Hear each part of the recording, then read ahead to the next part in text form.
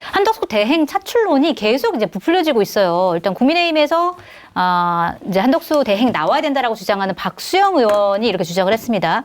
지금 국민의힘 안에서 의원 쉬운 4명이 출마를 촉구하고 있다. 뭐 성명서 자체가 나오진 않았지만 어쨌든 54명이면 절반이에요. 국민의힘 의원 중에 절반인데 일단은 뭐 이런 거에 대한 여파인지 모르겠지만 오세훈 서울시장 그다음에 유승민 전 의원 같은 경우에는 이제 이번 경선에 참여하지 않겠다. 이렇게 이제 불참을 선언을 했는데 일단 한덕수 대행의 태도가 굉장히 애매모호합니다. 어제 국무회의에서 이렇게 얘기를 했어요.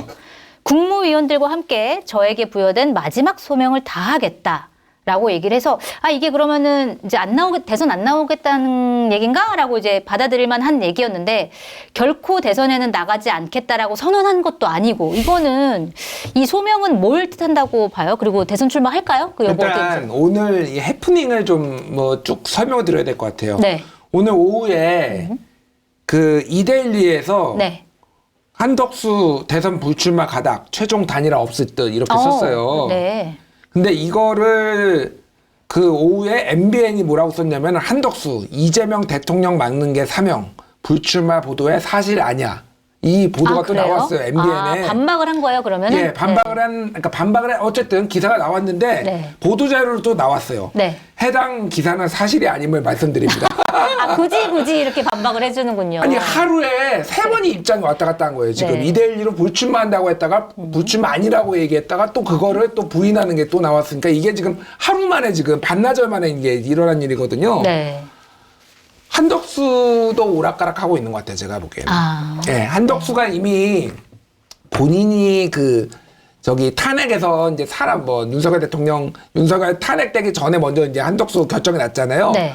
그때 복귀일성이 무슨 대선 후보 출마하는 줄 알았어요. 저는 뭐라고 했냐면 미래 세대 얘기를 막 합니다. 그러니까 네. 본인 일반적이면은 그냥 내가 남은 기간 관리 잘하겠다. 그리고 대통령 돌아오실 때까지 내가 관리 잘하겠다. 뭐 이게 일반적이잖아요. 그러니까. 네. 근데 뭐 미래 세대를 위해서 막 이게 무슨 대선 출마하듯이 사실은 이미 그때부터 어느 정도 이게 얘기가 있었던 거 아니냐 그러니까 저는 네. 뭐 개인의 욕심 이런 것까지 있어가지고 그러니까 지금 최대한 모호하게 지금 얘기를 하고 있고 그러니까 트럼프가 더 헷갈리게 하냐 한덕수가 더 헷갈리게 하냐 지금 거의 그 둘이서 지금 막 싸우고 있어 지금. 트럼프 대통령은 진짜 관세 가지고 엄청 관세 왔다 가지고 갔다 지금 하고 하루에도 몇 번씩 뒤집었다 네. 지금 한덕수도 지금 출마 가지고 지금 이러고 있거든요. 이런 전략적 모호성을 가지고 본인이 더 많이 언급되고 최대한 이제 이달 말까지 5월 4일 날 후보 등록이잖아요. 네. 그 대선 후보 등록. 그때까지 간 보면서 지지율 추이보려는 거 아니냐 전 그렇게 봐요. 그러니까. 네. 아직까지 마음을 못 정했다. 한덕수 본인도. 저는 근데 나가는 쪽에 더 많이 기울어 있다라고 네. 봐요. 개인적으로. 나올 그러니까 이 가능성이 더 많다. 문제를 엿보는 거는 몇 가지 포인트가 있는 것 같아요. 저는 말이죠. 그 한덕수 처음에 지난주에 대망론 나오고 경선 출마설 나올 때 친윤들이 전부 반색을 하며 환영했거든. 네. 그중에 권성동 원내대표 보십시다. 그 한덕수 경선에 나오는 거는 아주 좋은 일이다. 아주 좋은 일이다. 이 얘기는 마치 한덕수 신랑 입장하는 결혼식 하면 내가 가서 사회 보겠다는 말 같이 들렸어. 그렇게 들으셨군요. 그럴 정도로 아름다워. 대화가. 네. 그리고 그때 그 전에 뭔 일이 있었냐. 헌법재판관 지명이 있었던 거예요. 네. 그러니까 이게 이어지고 있다는 그 맥락이 굉장히 중요해 보여요. 한덕수가 그렇게 지명을 할 인물이 아니었습니다.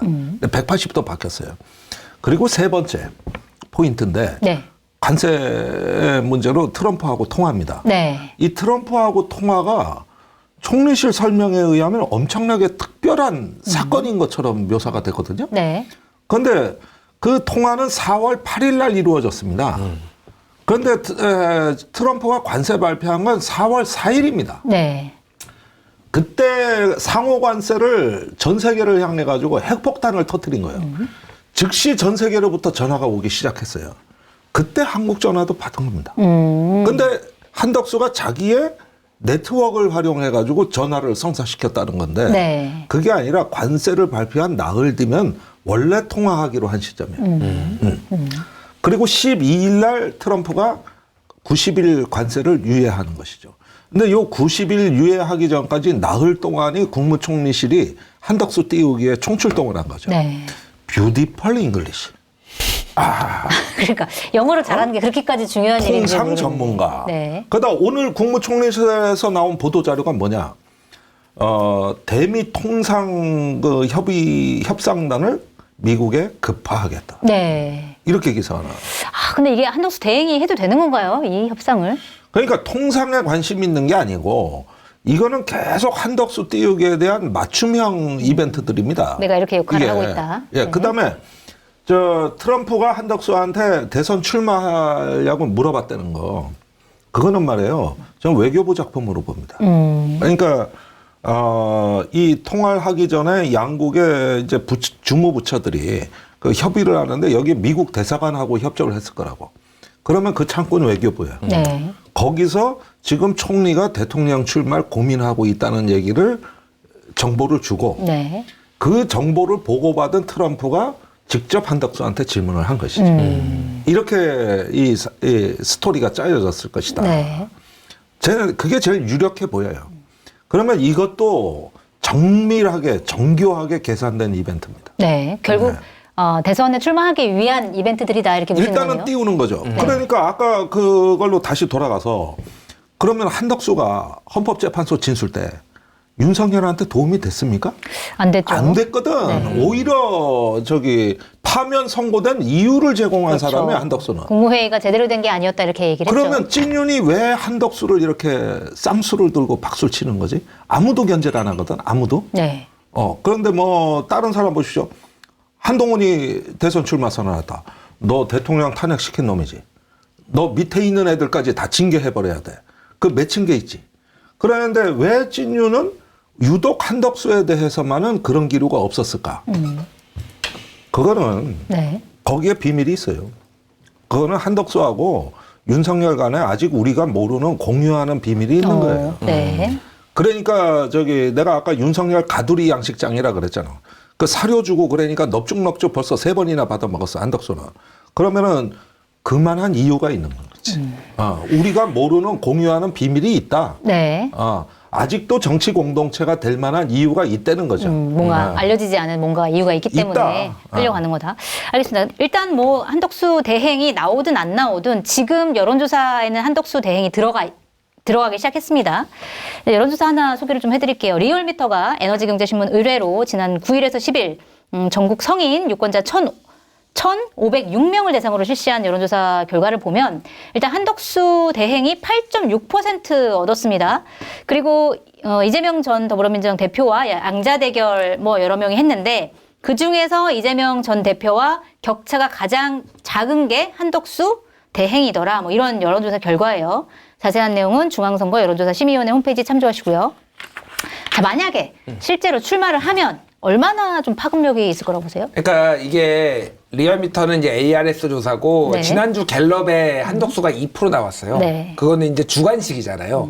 주관식이고 오세훈이 2% 나왔거든요. 그러니까 오세훈의 하락세가 완연했고 한덕수가 이제 뜨기 시작한 거고 ARS 같은 경우는 지금 훨씬 높게 나왔어요. 그러니까 이게 그러니까 그 소위 말하는 정치 고관여층을 대상으로 보수에서 이미 작업이 들어갔다 그러니까 이게 계속 단톡방이라든지 이런 데에서 계속 돌고 있으니까 한덕수가 갑자기 일주일 만에 이렇게 나오는 거예요. 그러니까 이게 갑자기 그냥 뜬금없이 나온 게 아니다라는 거고 트럼프하고 통화해서 트럼프가 물어봤다라는 것도 채널A가 보도를 했는데 트럼프는 트럼프 참모한테 들었다는 거예요. 네. 한덕수라는 총리가 대선에 출마한다라는 얘기를.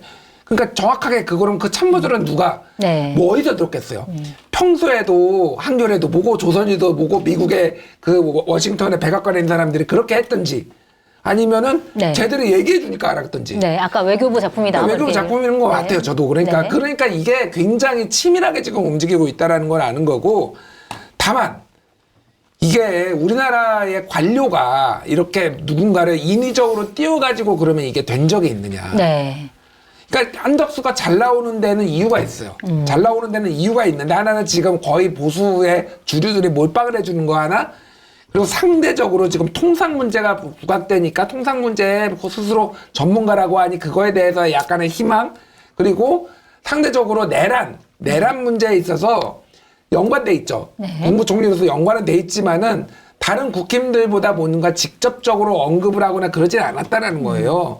상대적으로 이 프레임, 지금 이번 대선 프레임을 내란 대 헌정수호가 아니라 통상 문제를 하는 전문가와 포퓰리스트 아니면은 이재명 대 반 이재명 구도로 만드는데 한덕수가 최적이라고 국힘의 주류들이 이제 생각을 했다라는 건데 이런 기획이 자체적으로 성공한 적이 거의 없습니다. 그럼 여론조사 보수는 네. 제가 좀 굉장히 좀 심각한 집단이라고 보는 게 뭐냐면요. 그냥 이익 집단이에요. 가치가 없어요, 보수는. 네. 지금까지 보십시오.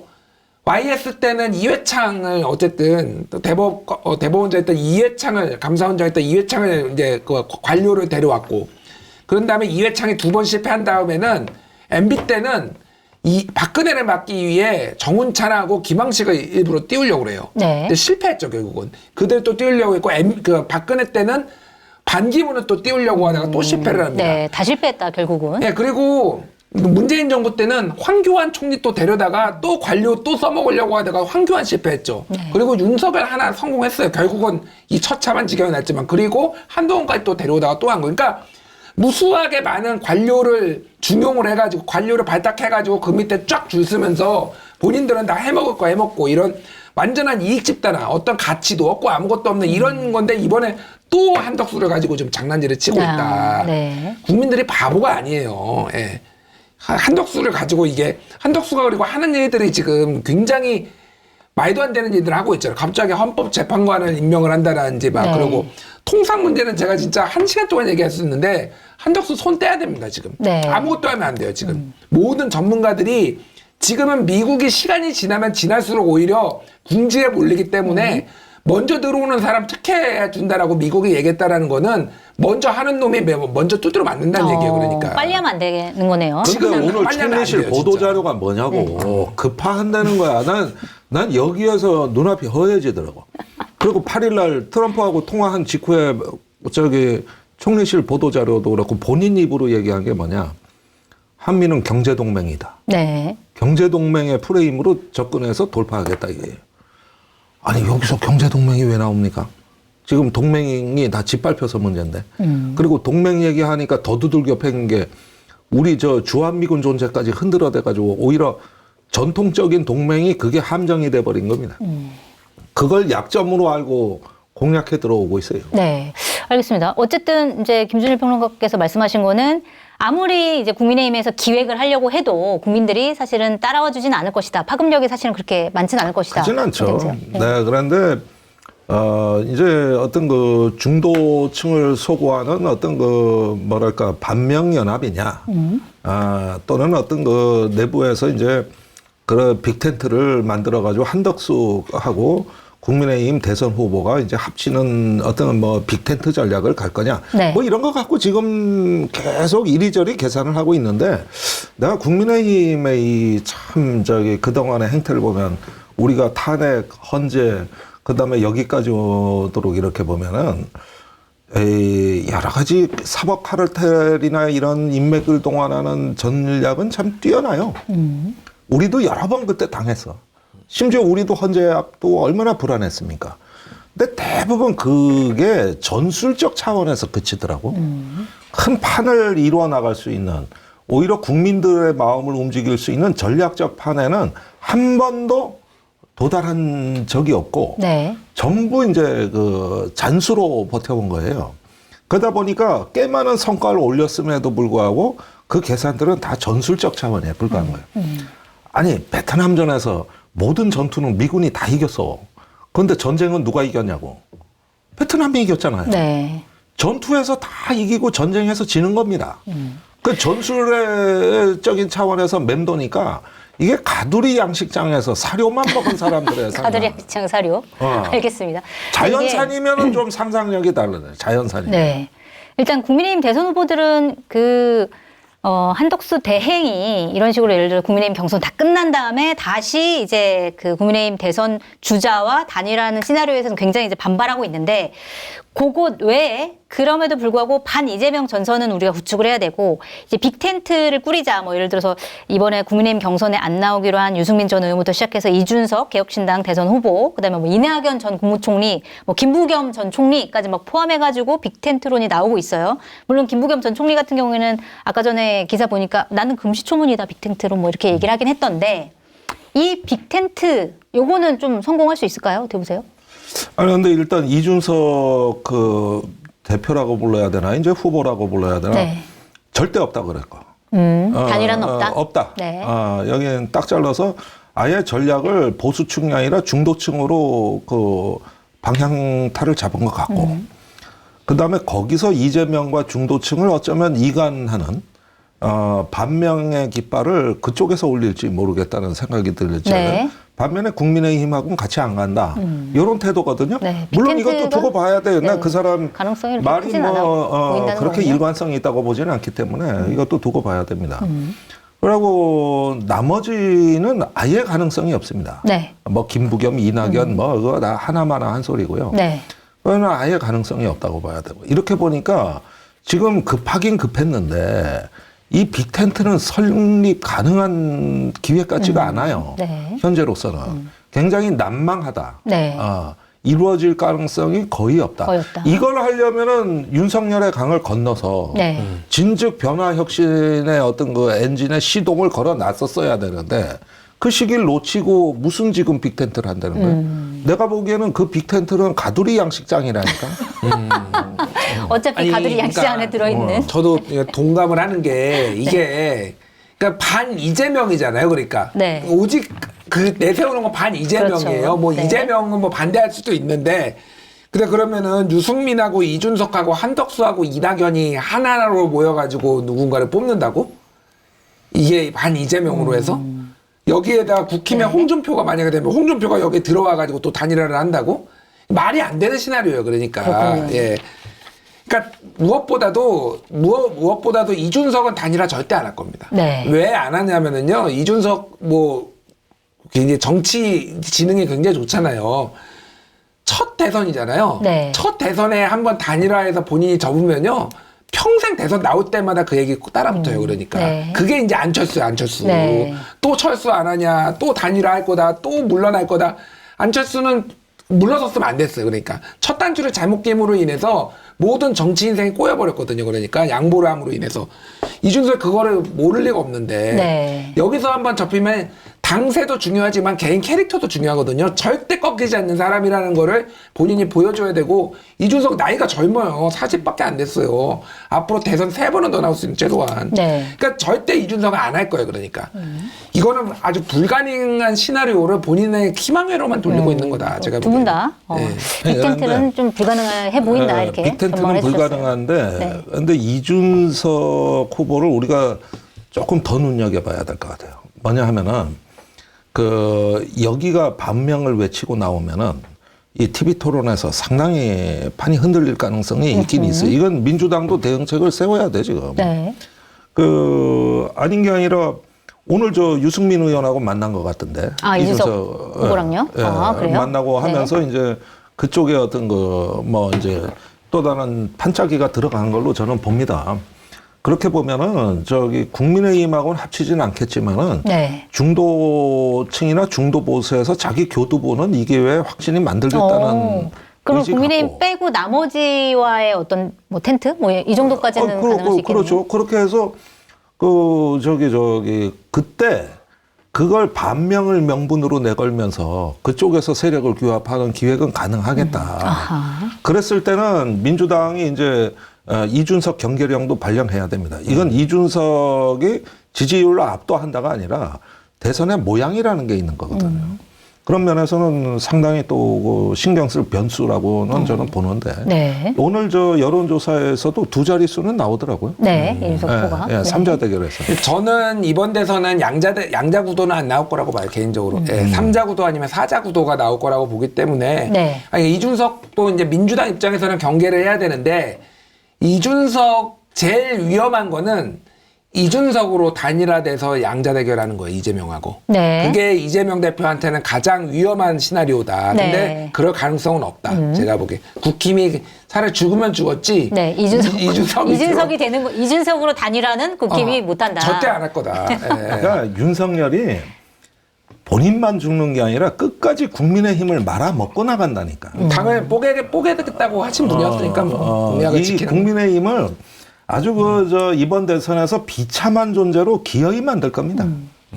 알겠습니다. 좀 시간이 많이 지나가지고 요거 간단하게만 여쭤볼게요. 일단 국민의힘 경선 첫 번째 경선에서 4명 후보 뽑습니다. 일단 김문수, 홍준표, 한동훈 이 3명은 이제 일단 1차에서는 통과될 거라고 많이들 예상을 하는데 나머지 한 명은 나경원 의원 아니면 안철수 의원 둘 중에 한 명일 것 같은데 지금 나경원일 것이냐 안철수일 것이냐 자, 딱 누군지 한 명만 찍어주세요. 그거 참 어려운 질문인데요. 네. 둘 다 사실은 후발주자고 조금씩 관심 밖으로 밀려나고 있어요. 그런데 의외로 여기서도 명태균 변수는 좀 따져봐야 돼요. 네. 지금 2등, 3등, 물론 오세훈은 접었습니다만, 네. 오세훈 접고 나자 오늘 일제히 홍준표 시장에 대한 그 명태균 기사가 하루 종일 언론에 본물을 맞습니다. 이루고 있습니다. 네. 그래서 뭐 사자가 우리에서 나와 다음 누구 물어뜯을까 보니까 진짜로 정확하게 이렇게 얘기를 했습니다. 명태균 씨가 이제 풀려난 뒤에 지난 13일에 이렇게 페이스북에 썼어요. 콜로세움 경기장 철창에 145일 갇혀있던 굶주린 사자가 철창문이 열려 경기장 한복판에 뛰어나와 서 있다. 어떤 먹잇감을 먼저 물고 뜯어야 그들이 열광하고 환호할까 이렇게 썼습니다. 참 말을 해도 어쩌면 저렇게 선열이 낭자한 말을 하냐 그래. 그랬는데 저번에 감옥에 있을 때 명태균 씨가 변호인을 통해서 홍준표 시장한테 했던 말 중에 가장 선명하게 다가왔던 말은 이거예요. 자꾸 입 나불거리면 정치 생명을 끊어놓겠다. 네. 그리고 그게 무슨 뜻인지는 오늘 나온 기사로도 충분해. 네. 네.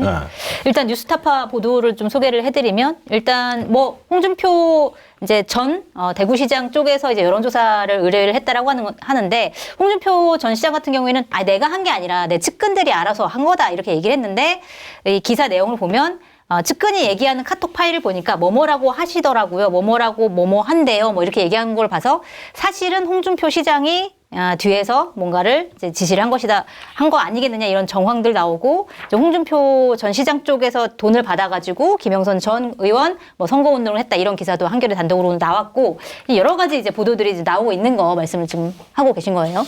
네, 그런데 이거는 세게 걸립니다. 그동안에 허위 사실로 이렇게 홍준표 시장이 계속 이제 허위 사실을 언론에 보도한 것뿐만 아니라 정치 자금에서도 문제가 되고 또 선거 자금으로 쓰이면 선거법도 문제가 되고 이게 지금 걸릴 게 한두 가지가 아닙니다. 그러면 지금. 홍준표 후보가 네. 1차 경선에서 탈락할 수도 있다고 보시는 거예요? 명태균 씨 게이트 때문에? 아니 그러니까 명태균 씨가 뭐 이건 정확한 인과관계를 제가 설명할 수 없지만 오세훈 시장을 이쁘게 아주 우아하게 정리해버리지 않았습니까? 네. 그 다음 타겟은 당연히 홍준표였어요. 아하. 이건 정해진 순서입니다. 네. 이게 그런데 경선 지금 점수가 될 것이다. 그렇죠. 그런데 단지 오세훈보다는 홍준표 시장은 맷집은 좋아요. 네. 과거 성완종 게이트에서도 벗어났었고 그 여러 가지 숱한 그 스캔들을 수없이 겪어온 사람이고 그다음에 이제 상당히 그 심성이 뻔뻔하기 때문에 웬만한 어떤 그 위기에서도 하여간 이 버텨내는 재주 하나, 맷집 하나는 내가 인정을 해주거든, 홍준표. 네. 그러니까 요거는 이제 오세훈 시장하고 달리 버티기 전략으로는 간다고. 그런데 이제 명태균은 해놓은 말이 있잖아요. 네. 정치 생명을 끊어놓겠다. 이렇게 해가지고 당분간은 이제 그 산이 버티고 있다. 이것은 삼국지에 나오는 동탁 있잖아, 동탁. 그 왜 중국 황제를 요리조리 했던 동탁이가 뭐 좀 황제 노릇 하려고 그러니까 여포라는 장군이 그냥 다 앞을 가로막고 그냥 모든 꿈을 깨버리지 않습니까? 동탁과 여포의 관계요. 이 둘 사이의 관계가. 알겠습니다. 이거 넘어서기 쉽지 않아요. 이번 경선에서 또 하나의 변수가 바로 이제 명태균 게이트일 것이다 이렇게 말씀하셨어요. 저는 그 정도로 파괴력이 있을 것 같진 않아요. 명태균 게이트가요? 명태균 게이트가 왜 그러냐면요. 이게 좀 불공정한 거기도 한데 사람마다 기대치가 다르거든요. 네. 홍준표한테는 기대치가 매우 낮아요. 그러니까 이 캐릭터한테는 이 사람이 도덕적일 것이다, 윤리적일 것이다, 거짓말을 안 할 것이다. 이런 기대치가 매우 낮아요. 굉장히 뻔뻔하잖아요. 적반하장으로 방자하다 이런 얘기 맨날 하고. 네. 그래서 그냥 이거 봐도 누가 봐도 그냥 홍준표가 시킨 거 맞네. 그 아들 친구 최씨 시켜가지고 이거 여론조사 돌리고 그다음에 복당도 하고 도움 받은 거 맞네?라고 하더라도 네. 그냥 특히 당내 경선에서는 이게 상대방이 물고 늘어져도 또 대충 뭉개면서 그냥 갈 것 같아요. 제가 보기엔 이거 결정적이라고 저는 보지 않습니다. 그렇군요. 저는. 수사나 이런 건 어차피 나중에 일어날 한참 거고. 뒤에 일이니까 그건 네. 한참 뒤에 일이니까 그러고 저는 이거는 그렇게 영향 많이 줄 것 같지 않아요. 네. 그래서 그럼 4명 누굽니까? 하고 말씀하셨다시피 이제 김문수, 홍준표, 한동훈에 네. 저는 나경원 의원이 올라갈 것 같아요. 그래요? 이게 아무리 100% 여론조사라고 하더라도 네. 이거 여론조사 응답하는 사람들 다 대부분 당원 아니면 국힘 지지자들이에요. 네. 전화 오면은 일반인들 다 끊기 바쁘고 이미 훈련된 사람들, 오다 받은 사람들이 다 스탠바이 하고 있거든요. 이거 네. 하려고. 그러면은 나경원이 어쨌든 뭐 자기가 윤심을 얻고 나왔다. 윤석열이 역할을 좀 이번 대선에서 해달라라고 얘기했다고 뭐 채널A 보도도 나오고 막 이런 게 있다 보니까 원래 좀 인기가 있어요. 네. 무수 나이 드신 고령층의 남성분들이 나경원 의원에 대한 지지가 좀 있습니다. 이게 뭐 계속 확인이 되는 거니까 안철수 의원보다 오히려 저는 가능성이 좀 더 있지 않을까? 나경원이 4등 안에 들기가. 그러면 나경원 의원이 들어가면은 그 탄핵 반대. 그러니까 3명의 탄핵 찬성, 한동훈 1명 이렇게 약간 좀 한동훈 가불이 대표가 양식장이라니까 결국은. 아니 그런데 우리가 여기서 지금 이런 대선판으로 넘어가는데 가장 속쓰려할 사람이 누구겠습니까? 저는 정광훈 목사라고 봐요. 정광훈 목사가 윤석열 파면되고 그 이튿날 광화문 집회에서도 그렇고 이 국민의힘을 배신자로 낙인 찍었어요. 그거는 뭐냐면 끝까지 싸워야 되는데 조기 대선으로 돌아섰다는 거예요. 네. 그래서 뭐 그 신의 한수라든가 뭐 그 신혜식 뭐 극우 유튜버들하고 잔뜩 모여가지고 이제는 주적 개념으로 국민의힘을 얘기하고 있습니다.